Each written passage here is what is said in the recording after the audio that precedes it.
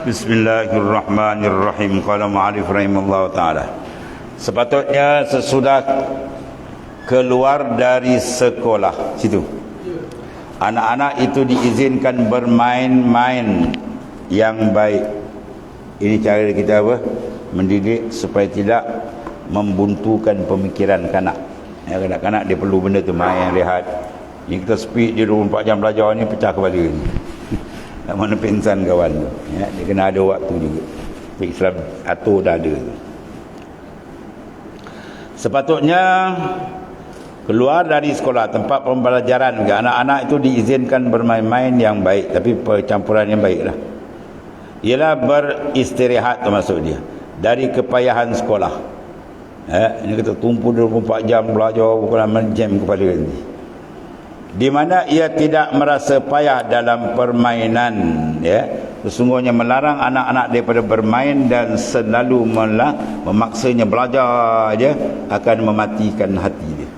Lama jam kepada budak ni. Merosakkan kecerdikan. Ya, sebab dia pray siang malam lama-lama ya, rosak tu. Dia boleh merosakkan kecerdikan dan mengeruhkan kehidupan dia, sehingga ia akan mencari daya upaya untuk melepaskan diri daripadanya. Ya, akhirnya dia buat hela macam-macam. Sebab tu setengah daripada didikan ialah memberikan kerehatan, atau maksudnya kita pun orang tua nak rehat kan. Sepatutnya anak itu diajar mentaati ibu bapanya, gurunya, pendidiknya, dan setiap orang yang lebih tua daripadanya, dan ahli kerabatnya dan orang asing, bahawa ia memandang orang-orang itu dengan pandangan kemuliaan, penghormatan, dan dia tidak bermain di hadapan mereka. Waktu tu dulu jaga kan, tengah berbual yang ada budak dulu, disuruh lari, ya. Kadang dia jeling mati, budak dah lari. Ya, bahawa orang cerdik, orang dulu dia boleh ajar anak dengan ekor mata je. Dia jeling je budak faham dah. Dan kalau jeling, budak bertanya ada apa ni. Dia sawang je bapak dia balik kan. Ya, anak kepala banyak masuk air. Kepala budak-budak ni banyak masuk air, sebab yang mendidik dia banyak di TV, yang didik banyak laptop, ya, yang dia banyak apa, macam-macam benda sekarang dalam handphone tu ada tu.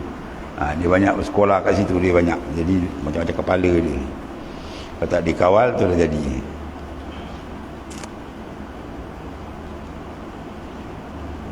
Kemudian manakala anak itu telah sampai usia tamyiz, mana dia boleh membezakan baik dan buruk, maka sepatutnya tidak diperbolehkan meninggalkan bersuci dan salat. Mana atur dia supaya dia mula mengenali Tuhan dia. Disuruh ia berpuasa pada beberapa hari bulan Ramadan. Kalau tak boleh semua pun kena suruh juga, ya, sampai dia boleh biasa. Dijauhkan ia daripada memakai kain yang berisikan sutera, ya, surat dibaj, sutera dan emas. Ya, kalau lelaki kita asingkan supaya dia terbiasa. Besok kalau kita pakai kan nama ketua dia pakai ini.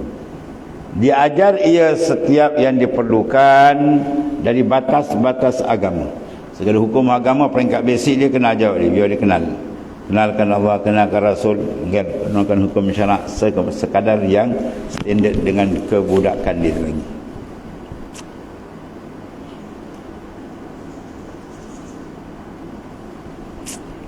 Kalau dia pasti dia orang ajar kan bagus kan. Dia apa nama-nama Rasul, nama Nabi, dia buat lagu. Setengah-setengah pula tempat-tempat pula nak dia lagu Sori Ram Ram Ram. Lagu yang pembukaan dia ajar budak berjoget. Sayang, sebab budak tu bersih. Kita nak masukkan unsur nur bersih. Ini masuk unsur zulumat. Nyanyi ke budak. Budak kan tahu apa kan. Sebab ibu bapa lah yang akan mencorak. Fa inna abawahi yuhawwidani au yumassirani au yumajjisani. Ya, ibu bapa yang akan corak anak tu jadi Yahudi ke, jadi Kristian ke, jadi Majusi ke. Sebab dilahirkan cantik, fitrah Islam kalau dia boleh jaga ketat, alhamdulillah, asid besar. Kalau tidak, perosak besar nanti kita tak pandai jaga. Daripada kecil elakkan dipakai benda yang seumpama tu. dan ditakutkan daripada mencuri. Ya, kalau mencuri kita takutkan tunggu biar dia tak berani. Dan jagakan jangan dimakan benda yang haram, makanan syubhat semua macam-macam ada sekarang, jagalah. Dan berkhianat, berdusta semua elakkan. Ya, berbuat keji dan segala perbuatan yang biasa dilakukan oleh anak-anak yang lain, maknanya yang tak betul kawal.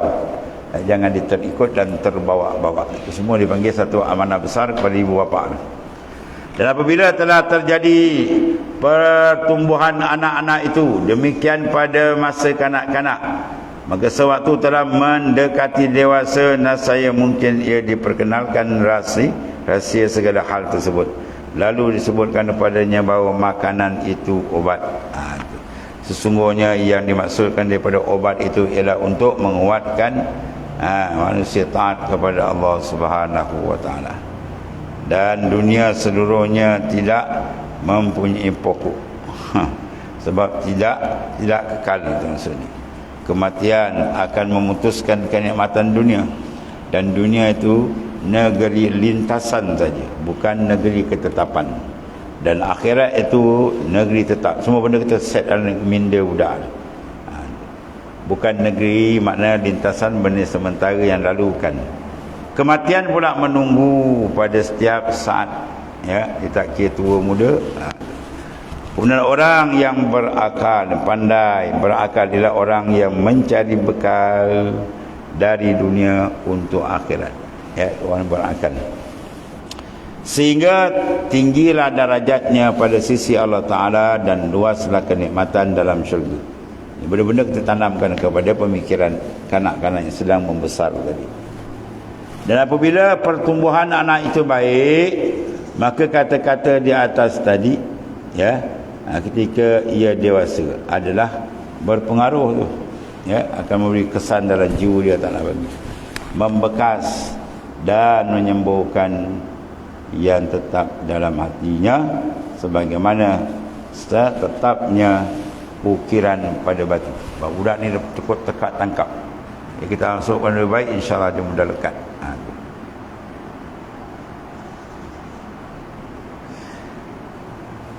Maka pekerjaan yang pertama-tama ialah seharusnya dijaga.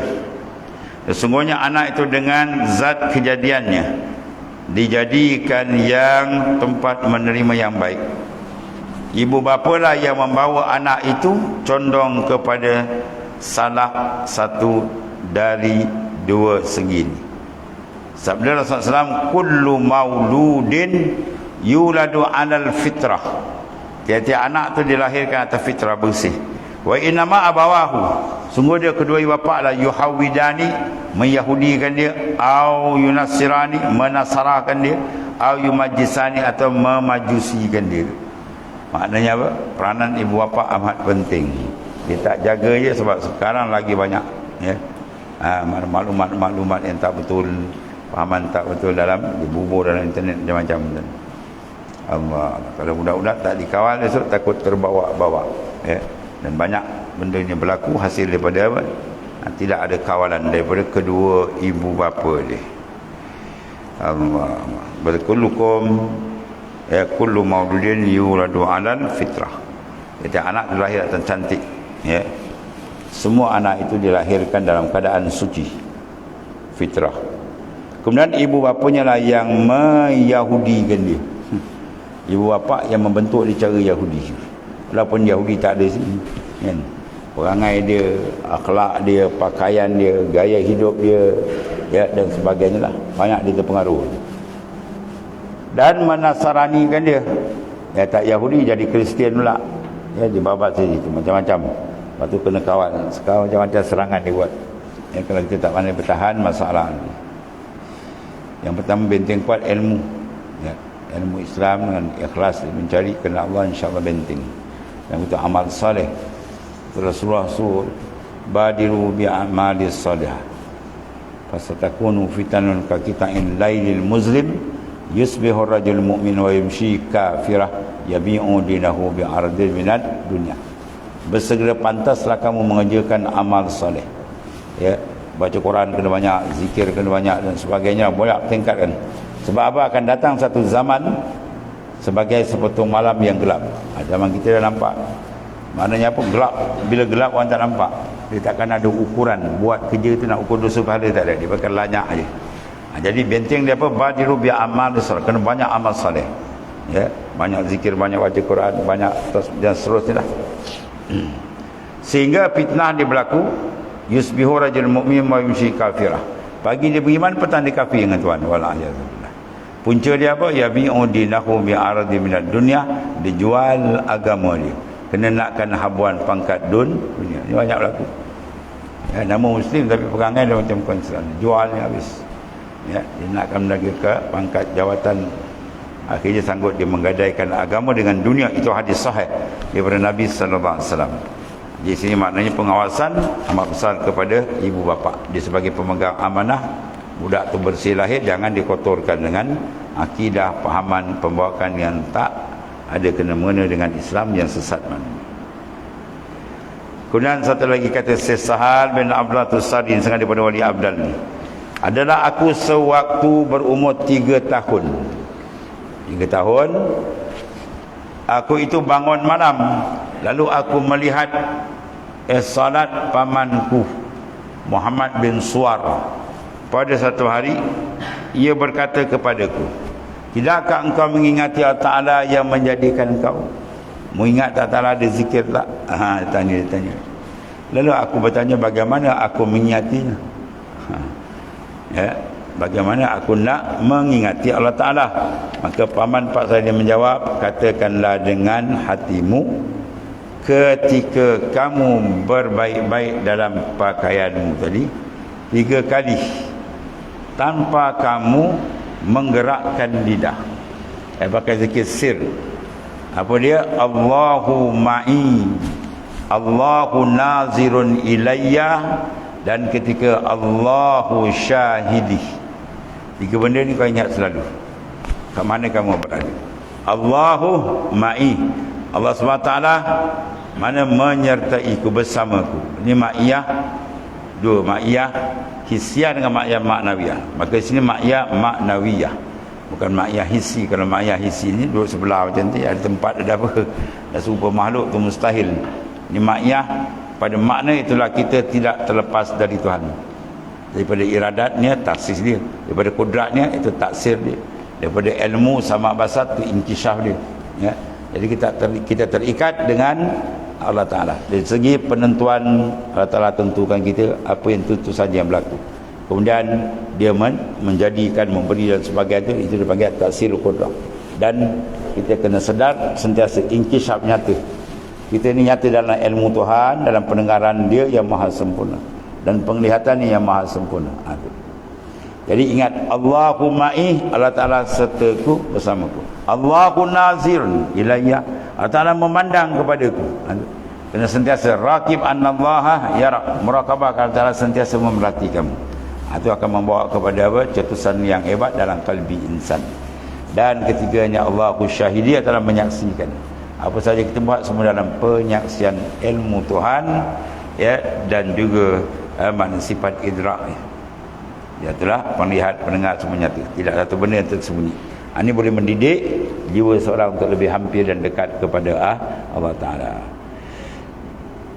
Kemudian lalu satu lagi, aku bacakan yang demikian beberapa malam. Kemudian aku beritahukan kepada paman pak saudaraku. Lalu ia menjawab, bacalah pada tiap-tiap malam 7 kali. Ya, tiap malam baca 7 kali. Lalu aku lakukan yang demikian. Kemudian aku beritahukan kepada pamanku, kepada pak saudaraku. Maka ia menjawab, bacalah yang demikian itu setiap malam, ya, 11 kali. Mana tengok tu akhwal cantik, tambah lagi. Itulah keadaan murabbi, dia tengok perkembangan. Tujuh ni kita baca 11 kali pula. Lalu aku lakukan demikian, maka terjadilah dalam hatiku kemanisannya. Itu yang kata warid. Ya, setengah dia warid dia. Bawah sedap, dah rasa sedap. Aku rasakan akan kemanisannya. Allah.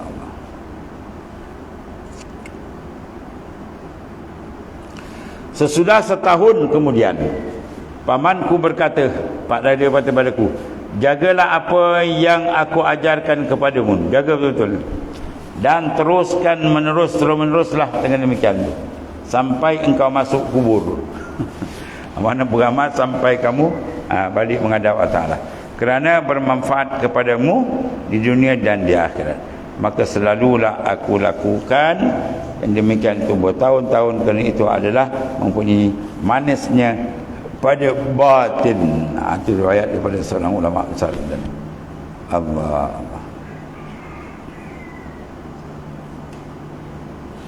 Habis. Yang penting dia apa? Istiqamah. Sudah sikit amat, tapi istiqamah, ikhlas, memandang dia. InsyaAllah banyak pembukaan yang akan dibukakan oleh Allah Subhanahu Wa Taala. Ya. Kemudian pada satu hari pamanku berkata padaku, hai Syah, dia kata, barang siapa ada Allah Ta'ala bersamanya, Allah memandang padanya, menyaksikannya, adakah ia berbuat maksiat kepada awaslah daripada perbuatan maksiat. Mana kalau benda tu betul melekat dalam hati kita, ingatan yang betul, takkan berlaku maksiat. La yazni zani wa huwa mu'min. Dalam hadis yang sahih Nabi kata, takkan melakukan maksiat zina dan betul maksiat lain. Ya, wa huwa mu'min, ketika iman tu, nur iman mengawal kalbi dia. Bila nur iman tu dah malam, mudah dia lemah dan jatuh pada tangan musuh nafsu, syaitan dan seumpama. Sebab itu penting top up kena banyak supaya nur iman tadi terang. Hadid basarat iman bil muraqabah. Ya, asah iman yang dah ada itu dengan banyak muraqabah. Nur muraqabah itu akan menempat menjadi terang lagi, membawa kepada kenikmatan kontak dia dengan Allah Subhanahu Wa Taala. Dan summa qala wallahu a'lam. Bismillahirrahmanirrahim. Alhamdulillah.